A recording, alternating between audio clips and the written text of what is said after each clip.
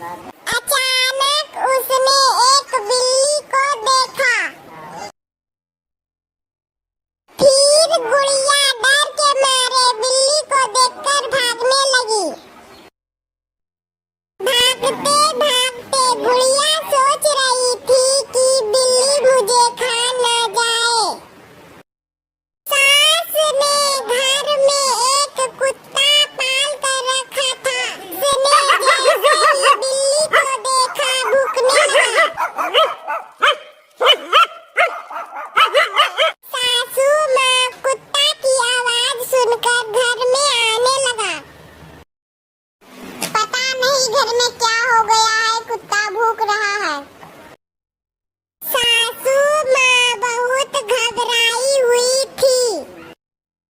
बिल्ली सासू माँ को देखकर वहाँ से भागने लगी।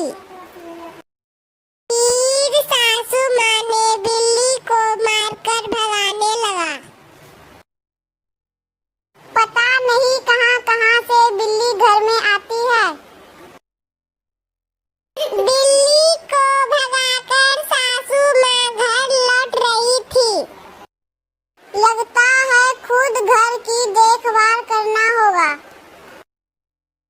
सासू माँ बहुत गुस्साई हुई थी। फिर सासू माँ घर में आकर पलंग पर बैठ गई और बोली, बहू सुनती हो? यहाँ आओ, कुछ काम है। बहू सास के पास जा पहुंची और बोली, क्या बात है माँ जी, दिन भर चिल्लाती रहती हो? इस बात को लेकर आपस में झगड़ा करने लगी। उसका आवाज सुनकर एक पड़ोसी घर में आया। आदमी सोचते हुए जा रहा था, इस घर में कैसा आवाज है। आदमी सासू माँ के पास पहुँचा और बोला, तुम लोग आपस में झगड़ा क्यों करते हो? सासू माँ ने बोली, बहू सारा खाना बिल्लियों से खिला देती है। फिर आदमी बहू को समझाया। क्यों बहू, क्यों सारा दिन घर में झगड़ा करती रहती हो? बहू ने आदमी को सारी बात बताया और आदमी वहाँ से अपने घर जाने लगा। ये लोग को क्या समझाएं, रोज रोज ये लोग आपस में झगड़ा करते रहते हैं। फिर कुत्ता जाते हुए आदमी को देखकर जोर जोर से भौंकने लगा।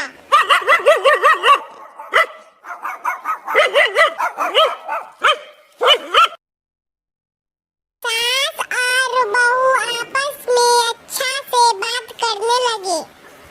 बहू बोली, अब मैं झगड़ा नहीं करूंगी। दिन भर मुझे परेशान मत करना। सासू माँ ने मान गई और बोली, ठीक है। अब छोटे छोटे बच्चे घर के आंगन में उछल कूद कर खेलने लगे। इस कहानी से सीख मिलती है, आपस में